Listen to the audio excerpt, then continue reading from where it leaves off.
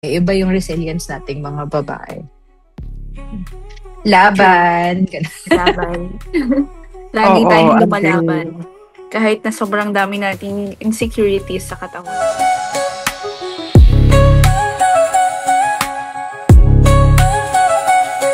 Hi everyone, it's Jana. Hi everyone, it's Shana. Hi everyone, it's Princess. And we And are we the are Unmuted the Unmuted Girls. Girls.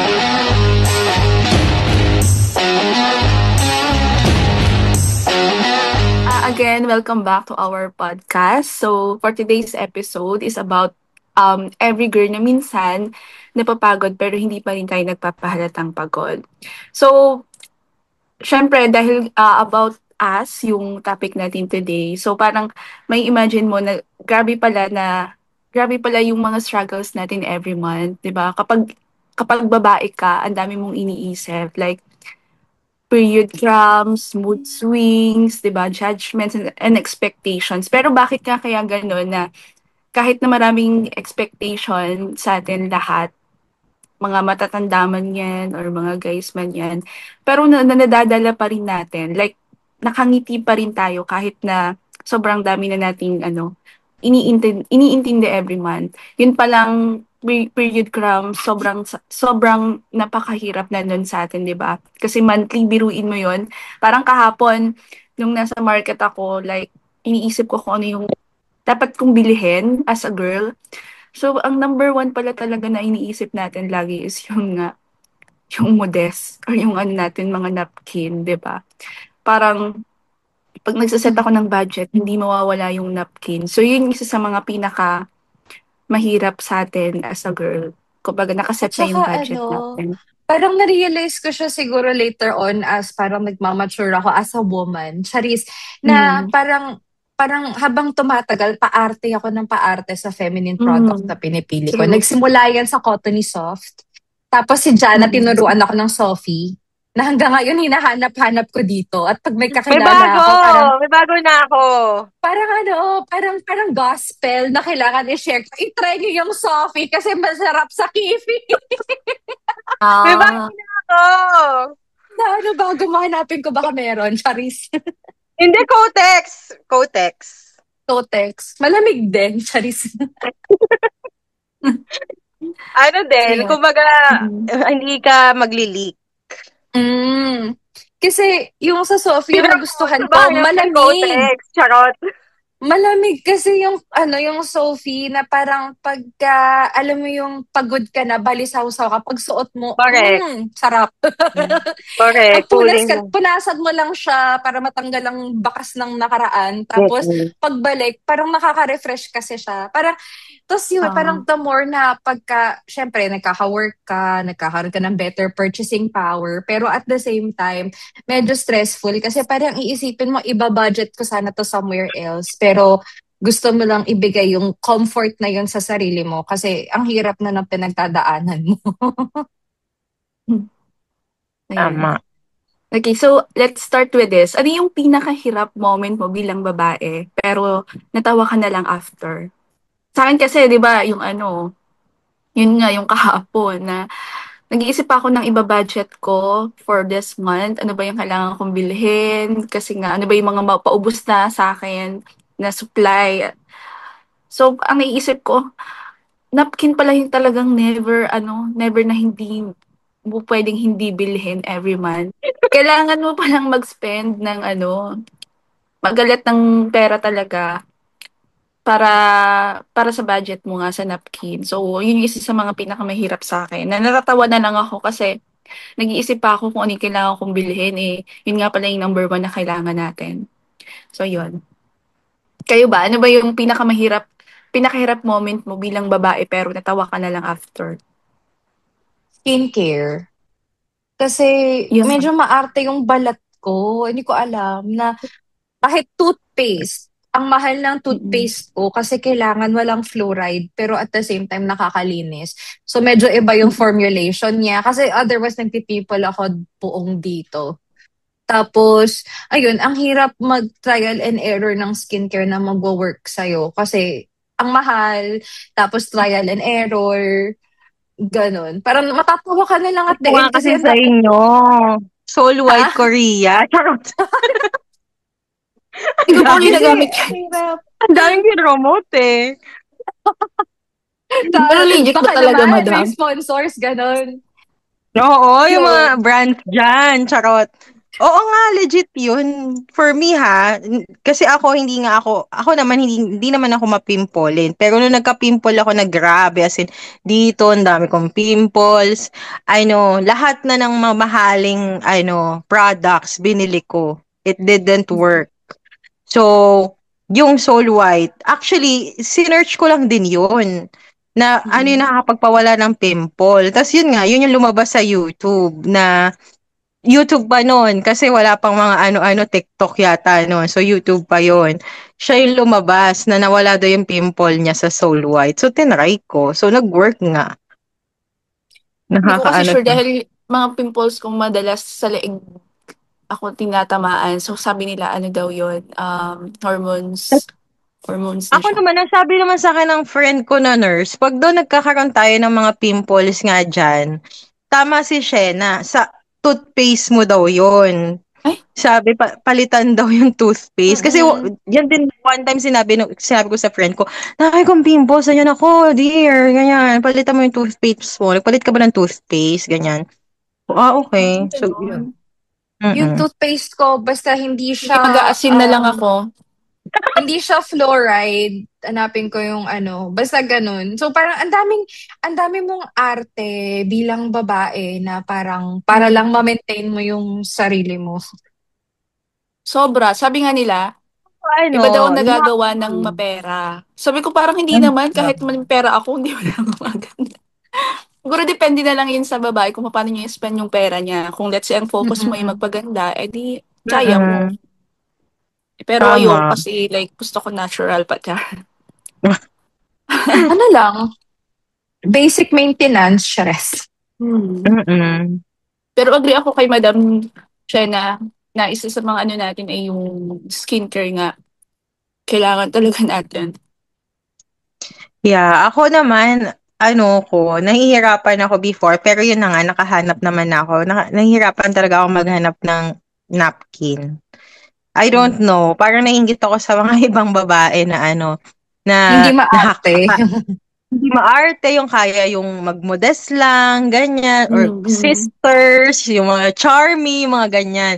Kasi ako, parang, parang heavy flow lagi ako na babae, heavy flow girly. So, parang sa napkin talaga nahirapan ako. Parang dami ko rin tinry na brand. Tapos, ayun nga, doon ako parang nahirapan dati. And also, grabe yung dysmenorrhea ko before. As in, monthly every month for 24 hours yung dysmenorrhea ko, and nauubos ko siguro mga 2-5 mg na mefenamic para mawala lang yung pain. Yung pain. Pero pero totoo nga yung sabi ng mga matatanda na pag nanganak ka, mawawala na yung dysmenorrhea mo. Kasi talagang hindi na ako nagkaka-dysmenorrhea ngayon.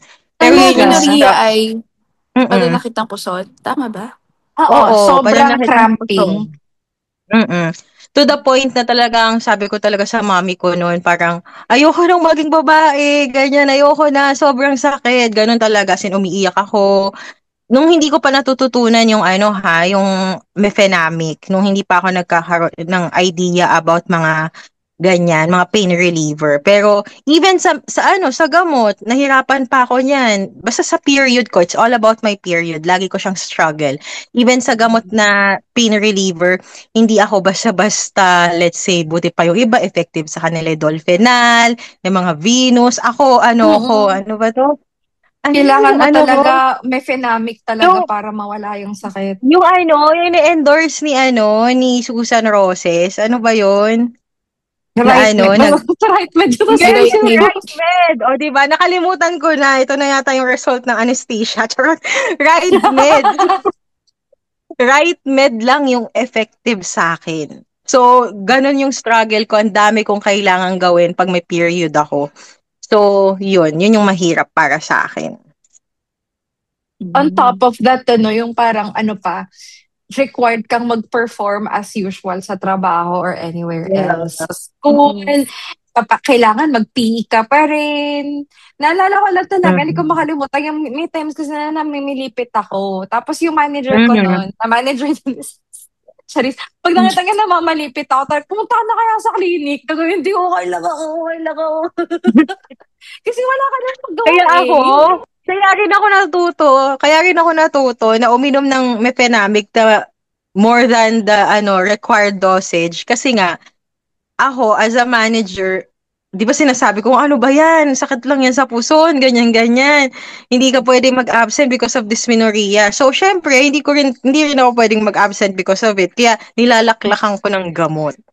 Pero ayun, at least ngayon hindi na ako nagkaka-dysmenorrhea. So yun naman yung maganda. Never So kasi alam niyo akong ang sagot. mm, never din kasi akong uminom ng ng pain reliever talaga. Kasi ewan ko, Tinitiis mo lang. ako yung kahit nga yung paglalagay sa sa tiyan nung tawag dun, yung nilalagay nila para hindi Hot sumakit yung compress. puso, yung hot compress, hindi rin ako nagganon. Talagang tiis-tiis lang talaga. Pero ayun, pero kahit mahirap, syempre mas nakakatuwa lang din sa pagiging isang babae. Ang dami nating magagandang parts, anong tawag dito? Kumbaga parang kahit marami tayong mga struggles every month, kahit mahirap, ang dami ring magagandang parts ng pagiging babae. So, let me ask, what's one thing you love about being a woman that men will never get? Ako, on top of mind, nung sinabi mo yan, Mm. yung lagi kang pinapaupo, ganyan, kunwari Ah, sa bus, MRT, because you're Mm. a girl, tingin mo may magpapaupo ba ng lalaki sa lalaki? Nag-upo ka, true. ganyan. So, yung Oo nga, no? privilege natin ng mga babae, or kaya pauunahin ka because you're a girl, ganyan. So, feeling ko yun yung parang natin, advantage. True. Kasi, ma-share ko lang dito sa Malaysia, walang ganan-ganan. Like, kahit babae ka, hindi ka nila Mm-mm. paupuin dito. Walang, kumbaga, pagpagod talaga yung mga guys dito, tas nakita Walang nila na bakit. hindi sila nagpapaupo sa amin or what. Kasi nakaseparate naman dito yung parang katulad lang din sa train natin din sa Pinas. Meron tayong separate yung girls tsaka yung boys. Dito mas malawak yung sa girls kasi syempre Muslim to. Hindi man siya Muslim country pero mas Mm. marami kasi dito Muslim. So, Predominantly Muslim, oo. ganun. So marami talaga mas mahaba yung part sa train na pang girls. So, kaya siguro hindi nagpapaupo yung mga guys kapag napunta kami sa trend nila na part. Kasi syempre meron nga naman kaming part pati hindi kami din umupo. Mm. Siguro, pag may mga matatanda na lang siguro, yun dun sila dun nila pinapaupo. Pero pag babae ka, wala silang pakialam. Yung mga lokal dito. So, pag pagod sila, pagod talaga sila. Pero agree ako doon, sa sinabi ni Madam na isa sa mga advantage natin ayun nga, kapag girls tayo laging yung pagiging gentleman nila, lalo na dyan sa Pinas, di ba? Kapag nga naman buntis ka, o kaya naman kapag babae ka, tapos nakikita nila nag-struggle ka sa pagtayo sa bus man yan or sa tren, talagang pinapaupo ka nila or Mm-mm. pinapauna ka nila. Kasi nga nauso sa atin yung girls, ang tawag doon, yung nga yun, yung parang pinaprioritize mo yung girls. Ladies Mm. first, yung ganon. Mm, Oh, ladies mm. first, yeah. Ladies first. Which is yun yung yun yung magandang part naman sa atin. Talagang Yung culture princess, tayo, natin. treatment. Ayun. Na hindi Mm. makukuha ng mga guys. Kasi nga naman, yung sinabi mo ni Madam na hindi mo naman po pwedeng magpaupo dyan yung lalaki to lalaki. Not unless bata ka. Diba? Na Mm-mm. size. So, yun. Ayun. Ikaw, Nag-iisip Madam ako, wala Shanna. akong maisip eh. Pero ang naisip ko lang talaga siguro, something na meron yung mga babae na wala yung mga lalaki. Yung women's intuition. Yung Na ano? parang, women's intuition. Intuition. Oo. Ah, yung Yung parang Gut isang pa parang, lang feeling. natin. Gets yung na. parang Yung parang basta, meron tayong oo, tsaka yung parang, as a woman, parang hindi siya overthinking eh, pero yung sense ba lang pagka feeling mo may Balik na naman tayo sa mali, overthinking, Char. bilang overthinker society, charis.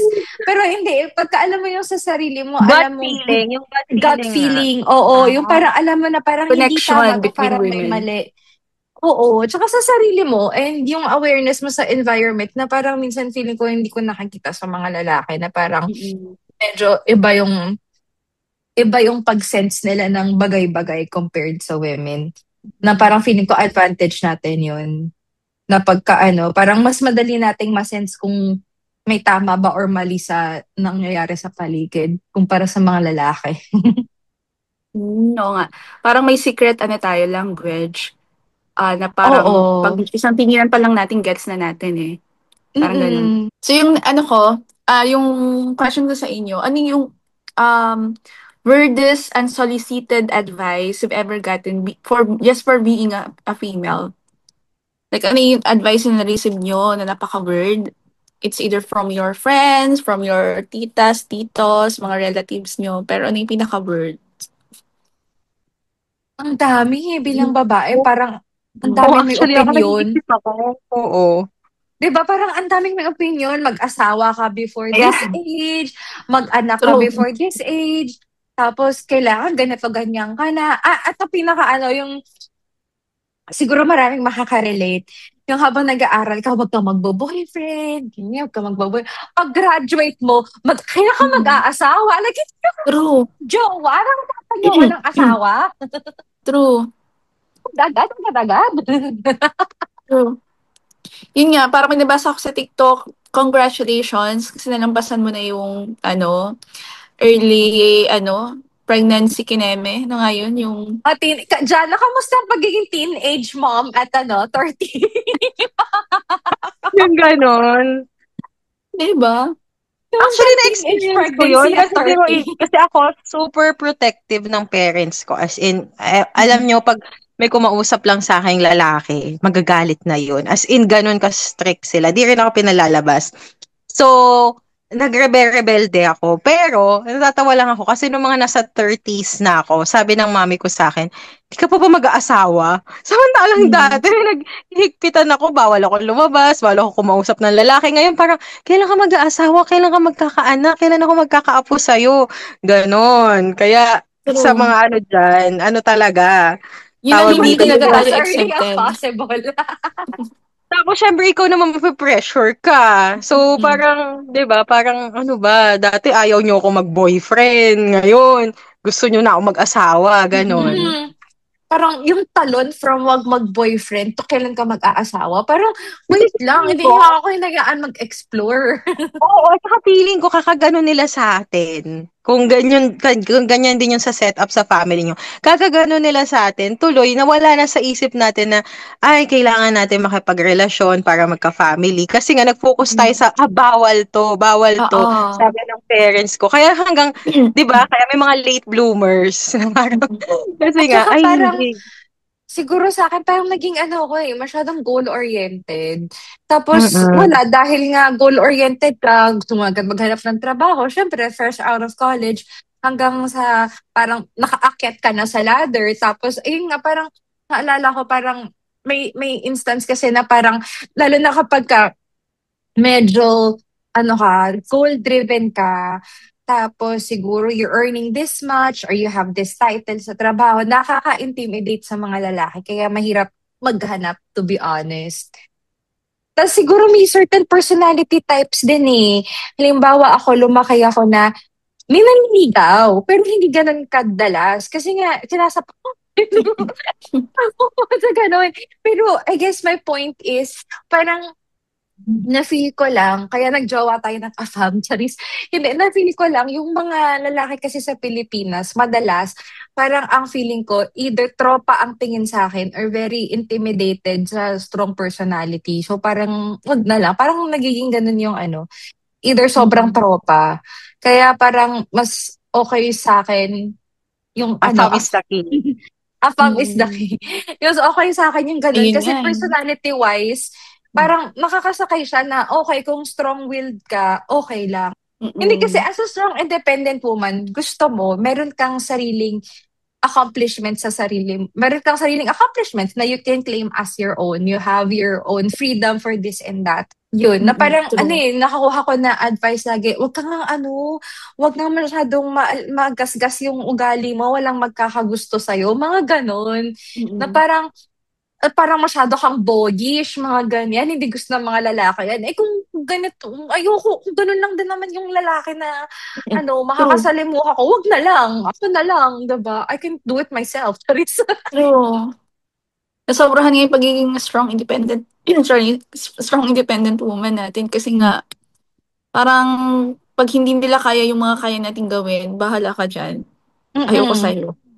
Ganun. Oo, intimidated talaga. Kaya, Mm. hanap ka ng person na, mahirap maghanap ng person na mag i-accept yung both strengths and weaknesses mo na parang Mm. ipo-push ka niya dun sa strengths mo tapos tutulungan ka niya sa weaknesses mo. Mahirap maghanap Mm. ng ganong tao. Mahirap talaga. Wala nga ako nahanap na ganun. Charot. Apam is the key din para sa Oo nga, iba kasi ang level ng ng APAM, no?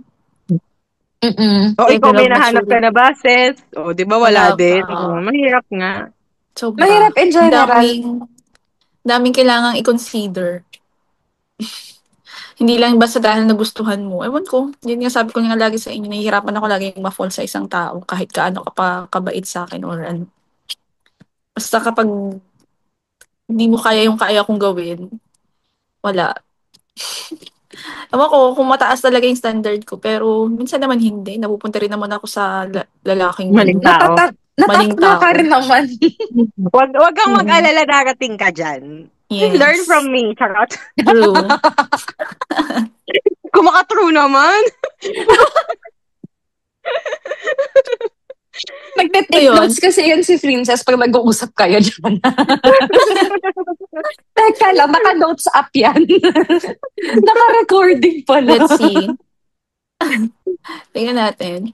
So yun, marami man tayong nakukuhang mga advice sa mga taong nakapaligid sa atin. Pero okay lang because we know that we are, alam natin kung sino tayo and we are doing great.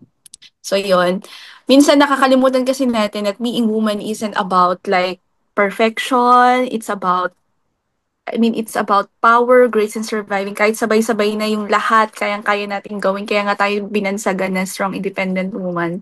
Kasi nga, kahit ano kaya natin, kahit na nakakapagod na nakakangiti pa rin tayo. Pero if you could give one message to all the women listening right now, ano yun? Ano yung masasabi nyo? Or ano yung gusto nyong iparating sa mga girls na kung ngayon, nape-pressure sila na makapaghanap ng jowa, ng maasawa, nape-pressure sila kasi maraming mga nag-a-advise sa kanilang mga kaibigan nila na mag-ayos ka naman, gato ganyan, nasan ka na ngayon. So, ano yung may bibigay niyong payo sa kanila? Maganda yung sinabi mo kanina. Ano yung sinabi? Power, grace, and Power, surviving. grace, and surviving. Oo, parang feeling Starstruck, ko, charot. oo, stars. Dream believe pala yun. Dream believe. Live, survive.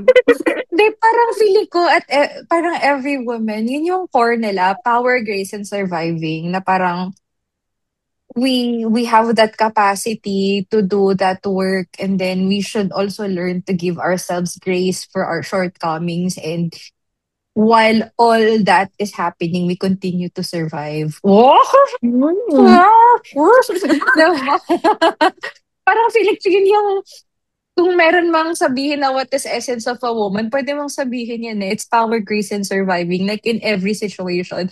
May it be like studies, work, relationships, motherhood. You handle everything with power, grace, and surviving. Which is parang ang hirap. Hindi ko alam kung pagiging sexist pa to. Pero parang ang hirap i-connect ng word na grace sa mga Mm. lalaki.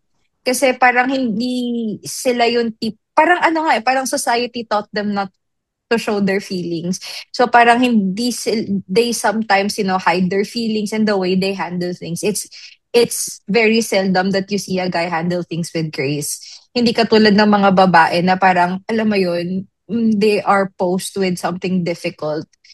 Um, Kaya pa rin nilang i-manage yung mga bagay-bagay to put the feelings aside, put things into the right Mm. perspective, and regardless of how they feel and how they ano man yung ano nila, parang whatever disposition they have in life, you would see them push through. Parang ganon. So iba yung resilience ng mga babae, iba yung resilience nating mga babae. Laban. Ganun. Laban. Lagi Oo, tayong agree. lumalaban. Kahit na sobrang dami nating insecurities sa katawan. Mm-mm.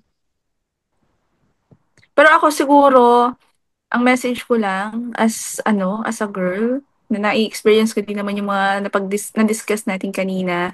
Oo, mahirap maging babae, pero syempre wag nating kalimutan na sabi nga nila, yung mga lalaki daw hindi daw nila kayang walang mga babae sa buhay nila. Kaya wag Sinong nating magre-remind sa kakalimutan. kanila ng doctor's appointments nila? Paris. True.